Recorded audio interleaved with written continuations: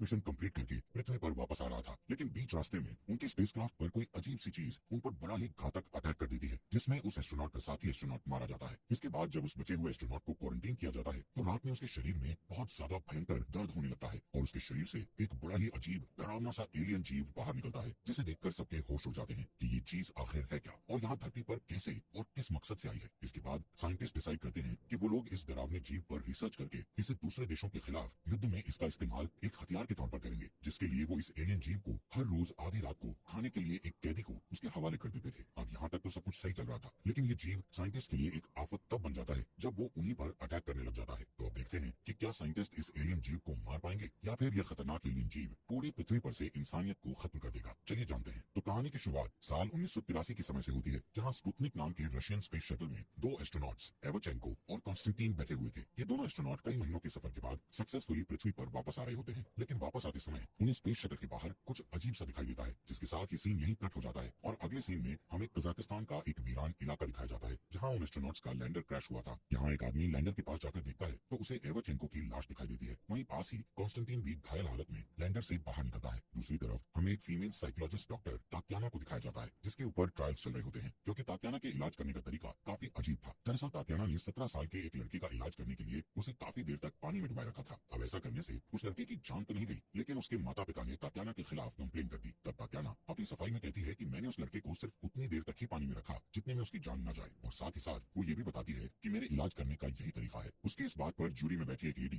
तात्याना से बोलती है कि अगर तुमने अपने इलाज के तरीकों को नहीं बदला तो हम तुम्हें सस्पेंड करके तुम्हारा मेडिकल करियर यहीं खत्म कर देंगे। जूरी की बात सुनकर तात्याना काफी फ्रस्ट्रेट हो जाती है, क्योंकि उसके इलाज का तरीका भले ही अजीब हो, पर इसी तरह से उसने ऐसे लोगों को भी ठीक कर दिया था जिसे कोई दूसरा डॉक्टर ठीक नहीं कर पाया। वहीं पास ही सेमिराडोव नाम का एक आर्मी ऑफिसर इस ट्रायल को देख रहा होता है और वो थोड़ी देर बाद तात्याना से एक मेडिकल केस में हेल्प मांगते हुए कहता है कि अगर तुम्हें ये केस इंटरेस्टिंग लगे तो तुम अपने तरीके से ट्रीटमेंट कर सकती हो, और जब भी तुम इस केस को छोड़ना चाहो तो वापस लौट सकती हो। इस मदद के बदले सेमिराडोव उसके ऊपर लगे सारे चार्जेस को हटाकर उसका सस्पेंशन रुकवा देगा। जिस बात को सुनते ही तात्याना उसकी मदद करने के लिए मान जाती है। इसके बाद तात्याना को एक हेलीकॉप्टर से किसी अनजान जगह पर ले जाया जाता है, जहाँ आगे का सफर वो लोग ट्रक से तय करते हैं। रास्ते में सेमिराडोव तात्याना को बताता है कि तुम्हारा पेशेंट वही एस्ट्रोनॉट है जो स्पुतनिक स्पेस प्रोब में बैठकर अंतरिक्ष में गया था, यानी उसका पेशेंट कॉन्स्टेंटीन ही है, जिसे हमने शुरुआत में देखा था। जब से कॉन्स्टेंटीन और उसका दोस्त अंतरिक्ष से वापस आए हैं, तब से वो लोग रशिया के नेशनल हीरो बन चुके हैं, क्योंकि ऐसा पहली बार है कि कोई इंसान अंतरिक्ष में जाकर वापस आया हो। लेकिन आर्मी ने अपने देश की जनता से इस बात को छुपा कर रखा था कि उनका एक नेशनल हीरो यानी एवोचेंको मर चुका है, बल्कि उन्होंने हर तरफ ये खबर फैला रखी थी कि स्पेस से वापस आने के कारण दोनों नेशनल हीरोज को पृथ्वी के एटमॉस्फेयर में एडजस्ट करने में थोड़ी प्रॉब्लम हो रही है, इसीलिए उन्हें कुछ हफ्तों तक क्वारंटीन में रखा गया है। वहीं तात्याना को बस इतना ही बताया गया था कि कॉन्स्टेंटीन एमनीशिया का पेशेंट है, लेकिन कॉन्स्टेंटीन की हाई सिक्योरिटी देखकर वो समझ जाती है कि उससे कुछ तो छुपाया जा रहा है। फिर थोड़ी देर बाद सेमिराडोव उसे लेकर एक ग्लास चैम्बर के बाहर जाता है, जिस चैम्बर में रीगल नाम का एक डॉक्टर कॉन्स्टेंटीन का इलाज करने की कोशिश कर रहा था। ये देखकर तात्याना गर्म कॉफी का एक कप लेकर कॉन्स्टेंटीन के चैम्बर में जाती है, जहाँ हम देख पाते हैं कि उसने कॉफी के कप को हैंडल से पकड़ रखा है, लेकिन कॉन्स्टेंटीन उस गर्म कॉफी के खौलते हुए कप को बिना किसी तकलीफ के पी लेता है। यहाँ तात्याना उससे बहुत अच्छे से बात करती है। तब तात्याना ग्लास चैम्बर से बाहर निकल के सेमिराडोव से बताती है कि इस हादसे की वजह से कॉन्स्टेंटीन के दिमाग पर बुरा असर हुआ है, जिससे उसने डिप्रेशन में आकर अपनी सेंसिटिविटी खो दी है। ये बताकर तात्याना सेमिराडोव से कहती है, मुझे इस केस में ऐसा कुछ भी नहीं दिखता जिसे दूसरा कोई डॉक्टर ठीक नहीं कर सकता, इसलिए मैं वापस जाना चाहती हूँ। इस पर सेमिराडोव बताता है कि अगला हेलीकॉप्टर दूसरे दिन यहाँ से जाएगा, तब तक तुम अपने कमरे में जाकर सो जाओ। आगे तात्याना जब अपने कमरे में बैठी हुई थी तो रात के समय सेमिराडोव वहाँ आकर उसे अपने साथ चलने को कहता है, और वो दोनों बिना समय गंवाए ऑब्जर्वेशन चैम्बर में आते हैं, जहाँ कॉन्स्टेंटीन को बुलेट प्रूफ ग्लास चैम्बर के अंदर बने एक और कमरे में रखा गया था। ये देखकर तात्याना को कुछ समझ नहीं आता कि आखिर कॉन्स्टेंटीन को उसके कमरे में कैद क्यों किया गया है। अब इससे पहले कि वो सेमिराडोव से कुछ पूछ पाती, तभी उसकी नजर मॉनिटर पर पड़ती है, जिसमें कॉन्स्टेंटीन दिख रहा था। देखते ही देखते उसके हाथ पैर अकड़ने लगते हैं और वो अचानक से अपने बिस्तर के नीचे गिर के खून की उल्टी कर देता है। खून की उल्टी के साथ ही उसके मुंह से एक अजीब सा जीव बाहर निकलता है, जिसके बाहर आते ही कॉन्स्टेंटीन तो बेहोश हो गया था, पर वो जीव धीरे धीरे बड़ा होने लगता है, जिसे मॉनिटर में देखकर तात्याना के होश उड़ जाते हैं। तब सेमिराडोव के कहने पर तात्याना उस अजीब से जीव को देखने के लिए कॉन्स्टेंटीन के कमरे के बाहर जाती है, जहाँ वो जीव उस पर हमला कर देता है, लेकिन बुलेट प्रूफ ग्लास की वजह से वो जीव तात्याना को नुकसान नहीं पहुंचा पाता। जिसके बाद सेमिराडोव तात्याना से बताता है कि ये जीव स्पेस से कॉन्स्टेंटीन के साथ आया है और वो उसके शरीर के अंदर ही रहता है। इसी वजह से हमने एक नेशनल हीरो को इस तरह कैद करके रखा है, क्योंकि कि उसके अंदर एक एलियन जीव मौजूद है जिसे अलग करने का काम तुम्हारा है। यहाँ तात्याना भी इस चैलेंज को एक्सेप्ट करके सेमिरादोव से कॉन्स्टेंटीन की लैंडिंग के बाद से अब तक की सारी रिपोर्ट्स और फुटेजेस मांगती है ताकि वो इस जीव की बिहेवियर को अच्छे से समझ सके। रिपोर्ट्स पढ़कर उसे ये पता चलता है कि ये एलियन जीव किसी पैरासाइट की तरह है जो ज्यादातर समय कॉन्स्टेंटीन के पेट में ही रहता है। जब वो पेट में रहता है तो उसकी लंबाई लगभग 30 सेंटीमीटर होती है, लेकिन कॉन्स्टेंटीन के शरीर से बाहर निकलते ही उसे ऑक्सीजन मिलती है जिससे उसकी लंबाई आधा मीटर हो जाती है। वो एलियन जीव कॉन्स्टेंटीन के शरीर से बाहर निकलने के लिए एक टॉक्सिन रिलीज करता है जिससे कॉन्स्टेंटीन के शरीर की मसल्स लूज होकर फैल जाती हैं ताकि वो एलियन जीव आसानी से बाहर निकल सके। ये जीव हर रात 2:40 से लेकर 3:10 के बीच उसके शरीर से बाहर निकलता है और कुछ समय बाहर रहने के बाद वो वापस कॉन्स्टेंटीन के शरीर में चला जाता है। इस पूरे समय तक कॉन्स्टेंटीन बेहोश ही रहता है और उसे ये तक पता नहीं कि उसके अंदर कोई एलियन जीव रहता है। तात्याना को रिपोर्ट पढ़कर ये भी पता चलता है कि रीगल ने एक बार उस एलियन जीव को कॉन्स्टेंटीन के शरीर से अलग करने की कोशिश की थी, लेकिन एलियन जीव से अलग होते ही कॉन्स्टेंटीन की हालत खराब होने लगी थी और वो जीव जैसे ही कॉन्स्टेंटीन के शरीर में वापस गया तो कॉन्स्टेंटीन दोबारा ठीक हो गया। यानी कहीं न कहीं उस एलियन जीव ने ही कॉन्स्टेंटीन को अब तक बचा रखा है, वरना लैंडर के क्रैश करने के बावजूद भी उसका जिंदा रह पाना नामुमकिन था। वहीं यह जीव कॉन्स्टेंटीन के खाए हुए खाने को खाकर जिंदा रहता है, लेकिन तात्याना को ये जानना था कि वो एग्जैक्टली क्या खाता है। उसे इन फाइल्स में कॉन्स्टेंटीन के पास्ट की भी जानकारी मिलती है जिससे उसे ये पता चलता है कि कॉन्स्टेंटीन का 7 साल का एक नाजायज बेटा है, क्योंकि कॉन्स्टेंटीन ने उसकी माँ से शादी नहीं की थी और उसकी माँ के मरने के बाद उस बच्चे को ऑर्फनेज में रख दिया गया। फिर अगले दिन तात्याना इंट्रोगेशन के दौरान पहले तो कॉन्स्टेंटीन से उसका फेवरेट सॉन्ग पूछती है, लेकिन बाद में वो उससे कहती है कि तुम एक बुरे पिता हो जिसने अपने बेटे को ऑर्फनेज में सड़ने के लिए छोड़ दिया, जो सुनकर कॉन्स्टेंटीन को काफी बुरा लगता है। जबकि तात्याना की बातों से हम समझ पाते हैं कि उसने जानबूझकर कॉन्स्टेंटीन को गुस्सा दिलाया ताकि गुस्से के कारण उसके व्यवहार में कुछ बदलाव आ जाए। वो तुरंत ही रीगल से कॉन्स्टेंटीन का ब्लड टेस्ट करने को कहती है ताकि उसे ये पता चल सके कि आखिर वो एलियन जीव एग्जैक्टली क्या खाता है। यहाँ तात्याना सेमिरादोव को सजेस्ट करती है कि वो कॉन्स्टेंटीन को ग्लास चैम्बर से निकालकर किसी दूसरे कमरे में शिफ्ट कर दे ताकि कॉन्स्टेंटीन को ऐसा न लगे कि उसे कैद करके रखा गया है। इस पर सेमिरादोव कॉन्स्टेंटीन को ग्लास चैम्बर से निकालकर एक नॉर्मल कमरे में शिफ्ट करवा देता है और इस कमरे में एक टीवी भी रखी हुई थी। इसी बीच उसके कमरे में तात्याना आती है जिसे कॉन्स्टेंटीन बताता है कि स्पेस में जाने से एक हफ्ते पहले ही मुझे अपने बेटे और उसकी माँ के बारे में पता चला था, इसलिए मैंने ये सोचा कि वापस आने के बाद मैं उसे ऑर्फनेज से वापस ले आऊंगा, लेकिन वापस आने के बाद से मैं यहीं पर फंसा हुआ हूँ। फिर उसी रात जब वो एलियन बाहर निकलता है तो तात्याना दोबारा से उसके सामने जाती है और पिछली बार की तरह इस बार भी उनके बीच बुलेट प्रूफ ग्लास होता है, लेकिन इस बार वो एलियन तात्याना को देखकर उसके ऊपर हमला करने की कोशिश नहीं करता, बल्कि वो तो एक खिलौने की तरफ अट्रैक्ट हो रहा था, जो खिलौना दरअसल कॉन्स्टेंटीन का फेवरेट खिलौना था। ये देखकर तात्याना उस खिलौने के साथ बुलेट प्रूफ चैम्बर के अंदर जाती है, जहाँ वो जीव उस खिलौने के साथ ऐसे चिपकने लगता है मानो वो उसका भी फेवरेट खिलौना हो। उस जीव को खिलौने के साथ खेलता देखकर तात्याना उसे छूने की कोशिश करती है, जिस कारण वो जीव उस पर हमला करके उसके पैरों को बुरी तरह से घायल कर देता है। तब सोल्जर्स आसपास की लाइट्स जलाकर उस जीव को कंफ्यूज करते हैं और इस मौके का फायदा उठाकर तात्याना को वहाँ से बाहर निकाल लिया जाता है। वो होश में आने के बाद सेमिरादोव से अपनी ऑब्जर्वेशन शेयर करते हुए बताती है कि वो एलियन कॉन्स्टेंटीन की फीलिंग्स को महसूस कर सकता है और शायद इसीलिए वो उस खिलौने की तरफ अट्रैक्ट हो रहा था। तात्याना फिर से वीडियो फुटेजेस को देखती है तो उसे ये पता चलता है कि वीडियो में कुछ ग्लिच है, यानी उस वीडियो से कुछ छेड़छाड़ की गई है। वो इस बारे में रीगल से पूछती है, लेकिन रीगल उसे कुछ भी नहीं बताता। दरअसल रीगल रिसर्च करके नोबेल प्राइज पाना चाहता था, इसलिए वो तात्याना को कुछ बता नहीं रहा होता, जिस पर तात्याना उससे कहती है कि मुझे तुम्हारे नोबेल प्राइज से कोई मतलब नहीं है, बल्कि मुझे तो सिर्फ सच जानना है। वहीं रीगल भी ये बात जान रहा था कि अकेले वो अपनी रिसर्च पूरी नहीं कर सकता, क्योंकि वो इस केस में काफी दिनों से लगा हुआ था, लेकिन तात्याना के आने के बाद ही उसे कुछ जरूरी इंसाइट्स मिले हैं, इसलिए वो तात्याना की मदद करने के लिए तैयार हो जाता है। जिसके बाद वो तात्याना को एक गाड़ी में छुपाकर इस फैसिलिटी से दूसरी तरफ ले जाता है, जहाँ सिर्फ कुछ ही लोगों को जाने की परमिशन थी। वो उसे नाइट विजन बाइनोकुलर्स देकर कहता है कि तुम गाड़ी के अंदर से ही सब कुछ देखते रहो। तात्याना देखती है कि वहाँ एक कैदी को केज के अंदर ले जाया जा रहा था और इसी के साथ सारी लाइट्स बंद कर दी गई। कुछ देर बाद एलियन जीव केज के अंदर आकर उस कैदी को एक ही झटके में मारकर उसके मांस को खाने लगता है। ये देखकर तात्याना के होश उड़ जाते हैं और हम एज एन ऑडियंस जान पाते हैं कि ये केज उसी ग्लास चैम्बर से जुड़ा हुआ है जिसके अंदर कॉन्स्टेंटीन को हर रात रखा जाता है ताकि वो एलियन केज में आकर प्रिजनर्स को खा सके। अब गाड़ी में वापस आने के बाद रीगल तात्याना को बताता है कि जब हमें कॉन्स्टेंटीन मिला था तो उसकी हालत बहुत ज्यादा खराब थी, लेकिन उसके अंदर इस एलियन जीव के होने की वजह से उसकी तबीयत दिन ब दिन सही होती चली गई और वो इतनी जल्दी रिकवर कर गया जितने में किसी आम इंसान का रिकवर कर पाना लगभग नामुमकिन था। जब कॉन्स्टेंटीन हॉस्पिटल में था तो इस एलियन जीव ने एक नर्स को भी मार दिया था और उसी दिन के बाद से कॉन्स्टेंटीन की तबीयत में सुधार आना शुरू हो गया। इसके बाद उस जीव को मछली से लेकर सुअर तक सब कुछ खाने को दिया गया, मगर ऐसा करने से कॉन्स्टेंटीन की तबीयत फिर से खराब होने लगी। आखिर में सेमिरादोव ने उस जीव को एक प्रिजनर ऑफर किया, जिसे खाने के बाद जब वो जीव कॉन्स्टेंटीन के अंदर गया तो कॉन्स्टेंटीन की तबीयत वापस से सही हो गई। लेकिन वो जीव प्रिजनर्स को मारने से पहले उन्हें काफी ज्यादा डराता है, क्योंकि डरते समय इंसानों के अंदर कॉर्टिसोल नाम के हार्मोन का लेवल बहुत ज्यादा बढ़ जाता है और शायद ये जीव कॉर्टिसोल के ऊपर ही फीड करता है। फिर अगली सुबह तात्याना कॉन्स्टेंटीन को सारी सच्चाई बताती है कि उसके अंदर एक एलियन जीव रहता है जिसने बहुत से लोगों को मार दिया है। ये सुनकर कॉन्स्टेंटीन तात्याना से कहता है कि तुम मुझे रात में मिलो। रात में कॉन्स्टेंटीन अपने कमरे के बाहर मौजूद एक रिसेप्शनिस्ट लड़की को बेहोश करके टीवी के अंदर लगे एक मैग्नेट को निकाल लेता है। वो उस मैग्नेट की मदद से सीसीटीवी कैमरास को ऑल्टर करके तात्याना के साथ उस कमरे में जाता है जहाँ उसके दोस्त एवाचेंको की लाश रखी हुई थी। यहाँ कॉन्स्टेंटीन रिवील करता है कि उसे इस एलियन के बारे में पहले से ही पता है, यहाँ तक कि उसे वो सारी चीजें महसूस और दिखाई देती हैं जो वो एलियन करता है। यानी वो एलियन जो भी महसूस करता है वो सारी चीजें कॉन्स्टेंटीन को भी महसूस होती हैं और उसे अच्छे से पता है कि हर रात ये एलियन प्रिजनर्स को मार के उनका मांस खाता है। लेकिन इतना सब जानने के बावजूद भी कॉन्स्टेंटीन अनजान बना हुआ है, क्योंकि अगर सेमेरादोव को ये बात पता चल गई तो वो कॉन्स्टेंटीन को इस फैसिलिटी से कभी नहीं जाने देगा। दरअसल कुछ ही दिनों में यहाँ एक इंस्पेक्शन टीम आने वाली है, जिनके आने तक कॉन्स्टेंटीन को अपना नाटक जारी रखना होगा। इंस्पेक्शन टीम से क्लियरेंस मिलते ही कॉन्स्टेंटीन को छोड़ दिया जाएगा, और ऐसा तभी पॉसिबल है जब कॉन्स्टेंटीन इन बातों से अनजान बना रहे। वो तात्याना से रिक्वेस्ट करता है कि तुम सेमेरादोव को मत बताना कि मैं और वो एलियन सेम फीलिंग शेयर करते हैं, क्योंकि सेमेरादोव को इस बात का पता चल गया तो वो मुझे बाहर नहीं जाने देगा। कॉन्स्टेंटीन ने तात्याना को ये बात इसलिए बताई क्योंकि उसे अच्छे से पता था कि तात्याना बहुत इंटेलिजेंट है, जो बहुत ही जल्द सारी सच्चाई का पता लगा लेगी, इसलिए उसने पहले ही सब कुछ कन्फेस कर दिया। उसकी बातें सुनकर तात्याना को बहुत बुरा लगता है, क्योंकि उनके देश के लोग कॉन्स्टेंटीन को एक नेशनल हीरो मानते हैं, लेकिन ये नेशनल हीरो सब कुछ जानते हुए भी प्रिजनर्स की हत्या होने दे रहा है। तात्याना उससे कहती है कि अगर मैं तुम्हारी जगह होती तो खुद की जान ले लेती। ऐसा कहकर वो यहाँ से जा रही होती है कि तभी एक सोल्जर उसे गिरफ्तार कर लेता है, क्योंकि वो एक रिस्ट्रिक्टेड एरिया में घूम रही थी। इसके बाद सेमेरादोव उसे खुद लेकर केज के पास जाता है, क्योंकि सेमेरादोव को इस बात का पता चल गया था कि रीगल तात्याना को पहले भी इस केज के पास लेकर आया था। सेमेरादोव उससे कहता है कि तुम्हें इस बार नाइट विजन बाइनोकुलर्स की जरूरत नहीं पड़ेगी, बल्कि मैं तुम्हें सब कुछ करीब से दिखाऊंगा। फिर हम तात्याना और सेमेरादोव को केज के पास देखते हैं, जहाँ इस बार एक नहीं बल्कि 2 प्रिजनर्स को लाया गया था, और हर बार की तरह इस बार भी वो एलियन केज में आकर उन प्रिजनर्स को मारने ही वाला था कि तभी तात्याना केज को खोलकर उस जीव के सामने चली जाती है। लेकिन वो उस पर हमला नहीं करता, क्योंकि कॉन्स्टेंटीन और ये एलियन सेम फीलिंग शेयर किया करते थे, जिस कारण ये एलियन तात्याना को नुकसान नहीं पहुंचाता। तभी तात्याना कॉन्स्टेंटीन का फेवरेट गाना गाने लगती है, जिससे वो एलियन बिल्कुल शांत पड़ जाता है। जबकि दूसरी तरफ कॉन्स्टेंटीन वापस से होश में आने लगता है, जो देखकर हम समझ पाते हैं कि कॉन्स्टेंटीन कुछ हद तक उस एलियन को कंट्रोल कर सकता है। इसी बीच एक प्रिजनर वहां से भागने की कोशिश करता है, जिस पर वो एलियन एक झटके में ही उस प्रिजनर का सिर धड़ से अलग करके उसे मार देता है। हालांकि इस इंसिडेंट को देखकर सेमेरादोव तात्याना से पूछता है कि क्या कॉन्स्टेंटीन इस एलियन को कंट्रोल कर सकता है, जिसके जवाब में तात्याना कहती है कि वो इस एलियन को पूरी तरह से कंट्रोल नहीं कर सकता। इस जवाब से सेमेरादोव समझ जाता है कि अगर तात्याना को और ज्यादा समय दिया जाए तो वो कोई न कोई तरीका खोज ही लेगी, जिससे कॉन्स्टेंटीन और एलियन को अलग किया जा सके। वहीं अगली सुबह जब तात्याना और रीगल एवरचेंको की लाश का परीक्षण कर रहे होते हैं, तो तात्याना रीगल से बताती है कि एवरचेंको को फर्स्ट स्टेज का कैंसर था, जिसका पता हमारे डॉक्टर्स को तो नहीं चल पाया, लेकिन उस एलियन ने एवरचेंको की बीमारी का पता लगा लिया, और इसीलिए उसने कॉन्स्टेंटीन के शरीर में रहने का फैसला किया। यहाँ हम ये भी जान पाते हैं कि एवरचेंको की मौत क्रैश में नहीं हुई, बल्कि उस एलियन ने ही एवरचेंको को जान से मारा था। इसी बीच तात्याना रीगल से कहती है कि मैं कॉन्स्टेंटीन को लेकर यहाँ से भागने वाली हूँ, और हमें यहाँ से भागने में तुम्हारी मदद चाहिए। अब पहले तो रीगल सेमेरादोव के डर से उसकी मदद करने को तैयार नहीं होता, लेकिन बाद में वो उसकी मदद के लिए तैयार हो जाता है, क्योंकि वो अपने नोबेल प्राइज के चक्कर में और बिजनेस की जान नहीं लेना चाहता था। आगे हम तात्याना को कॉन्स्टेंटीन के पास देखते हैं, जहाँ वो उससे बताती है कि आज हम दोनों यहाँ से एस्केप करने वाले हैं, लेकिन एस्केप करने से पहले मैं उस एलियन को तुम्हारे शरीर से अलग कर दूंगी। दरअसल तात्याना का प्लान ये था कि वो कॉन्स्टेंटीन के शरीर में ऐसा केमिकल इंजेक्ट करेगी जिससे उसके शरीर में कुछ देर के लिए कैंसर के सिम्टम्स आ जाएंगे। ऐसा होते ही वो एलियन उसके शरीर को छोड़कर बाहर निकल आएगा, और वो एलियन कॉन्स्टेंटीन के शरीर के बिना ज्यादा देर तक जिंदा नहीं रह सकता, क्योंकि उससे धूप नहीं बर्दाश्त होती। यही वजह है कि वो रात के समय ही बाहर निकलता है, जबकि दिन में वो उसके शरीर में रहता है। इसके बाद तात्याना और कॉन्स्टेंटीन कुछ सोल्जर्स को बेहोश करके वहाँ से भाग निकलते हैं, जबकि दूसरी तरफ रीगल हायर ऑफिसर्स को सेमेरादोव के इलीगल एक्सपेरिमेंट्स के बारे में खबर देता है। उधर सेमेरादोव को सीसीटीवी फुटेजेस से पता चल चुका था कि तात्याना और कॉन्स्टेंटीन वहाँ से भाग रहे हैं, और इस सब में रीगल ने भी उनकी मदद की है। उसे ये भी पता चल चुका था कि रीगल ने उसके खिलाफ कंप्लेंट कर दी है, इसीलिए वो उसे शूट करके जान से मार देता है। उसे मारने के बाद वो अपने सोल्जर्स को तात्याना और कॉन्स्टेंटीन के पीछे भेजता है, जहाँ उसके ऑर्डर पर बहुत सारे सोल्जर्स तात्याना और कॉन्स्टेंटीन को घेर लेते हैं। जहाँ वो लोग तात्याना को मारने ही वाले थे कि तभी कॉन्स्टेंटीन खुद को इंजेक्शन लगाकर एलियन को बाहर निकाल देता है। वो तात्याना को बचाने के लिए उस एलियन को कंट्रोल करके